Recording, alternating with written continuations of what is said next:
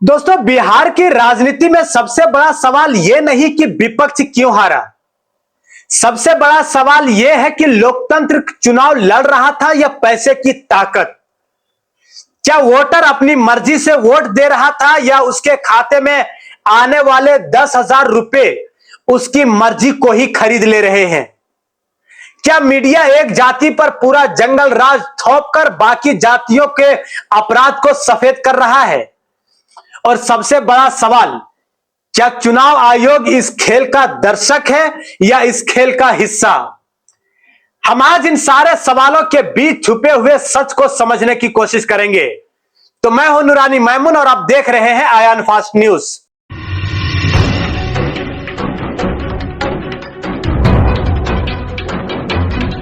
दोस्तों, बिहार में विपक्ष क्यों हार गया, यह सवाल आज चर्चा के केंद्र में है।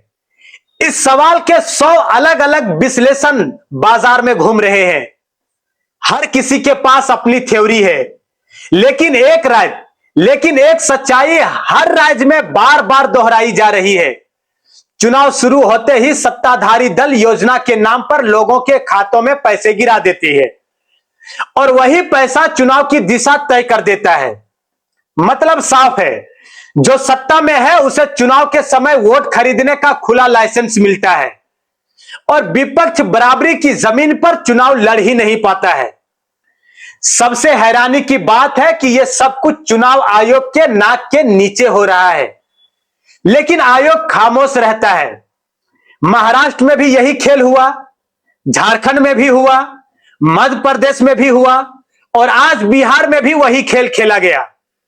अब यूपी में जनता खुलेआम उम्मीद लगा के बैठी है, चुनाव आएगा, बीजेपी 10,000 देगी, क्योंकि सत्ता में बीजेपी है। मतलब चुनाव का रिजल्ट पहले ही लिख दिया गया है। चुनाव आयोग निष्पक्षता की बातें तो करता है, लेकिन वोट खरीदने जैसी सबसे खतरनाक बीमारी पर कार्रवाई नहीं करता। क्यों? इस क्यों का जवाब किसी को अब समझना नहीं पड़ता है। हारता कोई भी हो, 100 गलतियां उसी के मुंह पे मार दिया जाता है। वही जीतने वालों की लाख गलतियां भी धुल जाती है। राजनीति का पुराना नियम है ये, जीत के कई बाप होते हैं लेकिन हार हमेशा अनाथ होती है। बिहार में भी यही हो रहा है। घर में बहनें तक परिणाम आने से पहले ही तैयार कर लेती है। हार हुई तो हमें दोष मिलेगा। 2016 का उत्तर प्रदेश जैसे बिहार में फिर से रिपीट हो रहा है।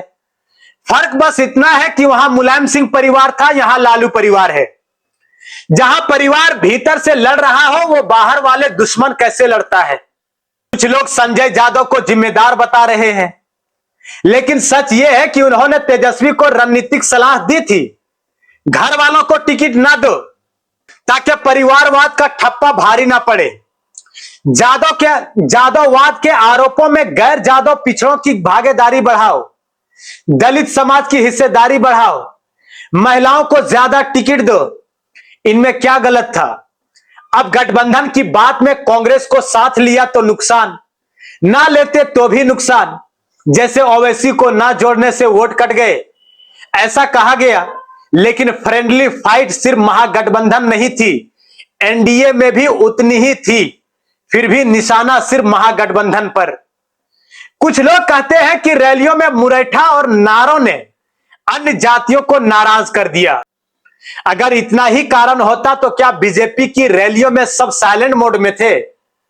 अगर जंगल राज से इतनी नफरत थी तो मोकामा में जेडीयू उम्मीदवार को हरा देना चाहिए था, लेकिन नहीं हराया।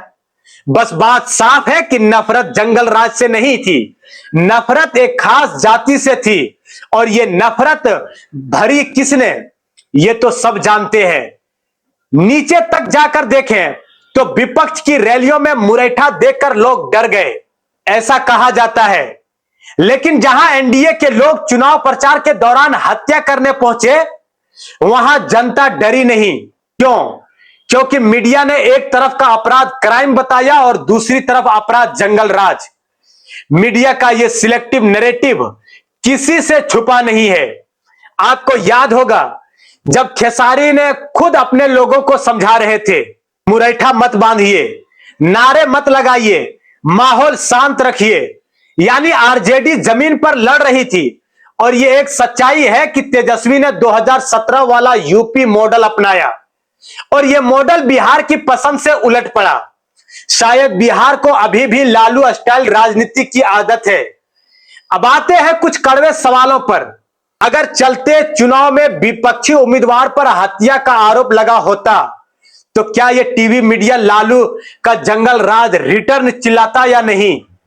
बिल्कुल चिल्लाता। लेकिन जब एनडीए उम्मीदवार पर आरोप लगे तो वही मीडिया भैंस की तरह चुप रहा। अमित शाह ने इसे छोटमोट घटना कहा। सारी संवेदनशीलता गायब हो गई। दूसरी सवाल कि प्रधानमंत्री ने 25 साल पुराना क्राइम उठाकर 2025 का चुनाव जीत लिया, लेकिन मोकामा में नाक के नीचे क्या हो रहा था किसी को फर्क नहीं पड़ा।